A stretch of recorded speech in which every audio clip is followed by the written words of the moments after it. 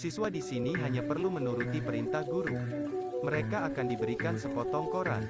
Guru melakukan ini bukan karena dia gila, tetapi karena sekolah ini terlalu miskin. Dia tidak bisa membeli permen sama sekali, karena rasanya sedikit manis. Koran itu dianggap permen ekstra. Anak termiskin di sini adalah Court. Sepatu yang dia pakai adalah sepatu tua ayahnya. Dia takut temannya akan mengolok-oloknya. Jadi, dia membuang sepatu itu dan pergi masuk kelas tanpa sepatu untuk dipakai. Setelah guru melihat penampilannya, dia marah. Semua temannya tertawa. Diam. Tidak lucu bahwa orang lain tidak memiliki sepatu untuk dipakai. Apakah ada orang di kelas ini yang merasa kaya? Jika demikian, tolong angkat tangan Anda. Apakah ada yang punya cukup uang untuk membeli sepatu? Angkat tangan Anda. Kata-kata guru membantu Court melindungi harga dirinya. Tetapi, dia tidak menginginkan itu. Dia ingin memiliki ayah terbaik di dunia. Ayahnya adalah seorang yang putus sekolah. Tetapi, dia memiliki jiwa yang tidak membuatnya malu. Meskipun dia telah menikah lama, dia masih tidak dapat menemukan pekerjaan. Sehingga, hanya bisa bergantung pada uang asuransi pengangguran yang sedikit, untuk menghidupi seluruh keluarga. Keterampilan terbesarnya adalah memiliki anak. Dalam 4 tahun, dia dapat melahirkan 4 anak, dan bayi yang kelima adalah seorang gadis cantik. Sebagai malaikat menamainya Maria yang cantik. Tetapi, segera Maria yang malang meninggal karena kelaparan.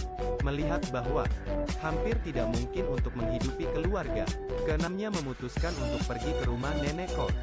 Tetapi, ketika mereka bertemu neneknya dan pamannya, keduanya menunjukkan penghinaan besar untuk keluarganya, karena ongkos mobil yang digunakan keluarganya ke sini dibayari oleh nenek. Neneknya tidak ingin Court untuk hidup bersama. Jadi, dia memberi mereka sepeser uang, dan menyuruh mereka menyewa rumah untuk hidup. Walaupun begitu, anak-anak masih merasa sangat senang. Sebelumnya mereka harus tidur di lantai, sekarang mereka bisa tidur di tempat tidur. Tetapi, pada malam hari anak-anak sangat sedih, karena tempat tidur penuh kutu. Sehingga membakar anak-anak, mencegah mereka dari kutu. Sehingga ayah melempar kasur keluar, dan menyuruh anak-anak untuk menginjaknya. Lalu menyiramnya dengan air dingin. Cara ini sepertinya benar-benar berhasil. Tetapi, karena itu adik laki-lakinya masuk angin. Mereka tidak punya uang untuk pergi ke dokter. Bahkan arang untuk memasak air tak ada. Ibu ingin mengambil arang orang lain. Tapi, ayah pikir itu akan memalukan. Bahkan jika dia meninggal, dia tidak akan membiarkan mereka pergi. Itu sebabnya adik meninggalkan Court. Menyaksikan adik laki-lakinya ditempatkan di dalam peti putih. Saya tidak tahu apakah adik laki-laki di dalam kotak itu tidur nyenyak. Tetapi satu hal yang pasti, adik laki-laki itu tidak akan pernah kelaparan lagi, karena kematian seorang adik laki-lakinya. Court bisa pergi ke serikat pekerja untuk mendapatkan bantuan. Court sangat bersemangat, karena ayahnya mengatakan, dia akan membawa pulang telur dan hamburger. Tetapi, Court menunggu sampai dia tertidur, dan masih tidak melihat ayahnya. Mungkin ayahnya mengambil uang minuman lagi, tetapi, Court yang belum dewasa tidak pernah menyalahkan ayahnya, tetapi juga membantu mereka merawat 2 adik laki-lakinya. Sang ayah mengatakan bahwa kedua adik laki-laki itu adalah keberuntungannya. Tetapi sepertinya, keberuntungan tidak berhasil karena saudara ketiga juga meninggal. Dengan cepat ketika Court menemukan ayahnya, dia masih minum di bar. Rak tempat mereka duduk untuk minum adalah kotak putih yang digunakan untuk mengubur adik laki-lakinya. Dia juga tahu, rak ini disebut peti mati. Dan dia memiliki perasaan marah yang tidak bisa diungkapkan dengan kata-kata. Tapi Anda hanya seorang anak berusia 6 tahun. Apa yang bisa Anda lakukan? 2 anak meninggal berulang kali di rumah, yang membuat ibu tidak mungkin setuju untuk terus tinggal di sini. Sehingga, dia membawa 2 anaknya untuk amal, untuk menerima tempat tidur tua, dan selimut tua dari almarhum. Kemudian, mereka pindah ke rumah di seberang toilet umum. Ketika datang hujan, tempat itu akan kebanjiran dan bau. Tapi setidaknya, mereka meninggalkan rumah yang penuh kesedihan itu.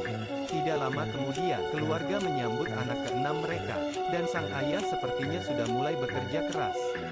Dia bahkan mendapat pekerjaan di pabrik semen. Meskipun itu hanya pekerjaan manual yang sederhana, dia masih tidak lupa mengenakan jas dan dasi pada hari pertama bekerja. Dia mendapatkan uang, tetapi pada malam hari dia menghabiskannya. Lalu, dia menyeret tubuhnya yang mabuk kembali ke rumah. Dalam perjalanan kembali, dia melangkah pada ember air seni. Hari kedua bekerja, dia terlambat, sehingga bosnya memecatnya. Sejak saat itu, dia tidak pernah menemukan pekerjaan tetap lainnya. Ketika dia melihat ladang seorang petani kekurangan pekerja, dia berinisiatif untuk membantu. Tidak ada seorang pun di keluarganya yang tahu apakah dia bisa mendapatkan uang, karena dia tidak pernah membawa pulang 1 sen pun. Waktu berlalu dengan cepat, dan Kurt kecil tumbuh hari demi hari. Tidak sampai anak ketujuh lahir, kakek mengirimi mereka 5 pound untuk membeli susu untuk cucunya. Tetapi, tiba-tiba sang ayah segera mengambil uang yang sedikit itu, dan langsung pergi ke bar untuk mabuk. Dia tidak bisa menjaganya saat ini. Tidak ada yang tersisa untuk dimakan di rumah, sehingga ibunya meminta Kurt untuk pergi dan menasihati ayahnya untuk kembali. Tetapi dia tidak bisa, karena dia tahu bahwa jika dia mempermalukan ayahnya di bar, dia tidak akan bisa terus hidup. Sehingga, Kurt hanya bisa mencuri beberapa sisa makanan dari meja, dan kemudian duduk di tengah hujan, menunggu ayahnya pulang. Tetapi karena lapar dan kedinginan, Kurt jatuh koma.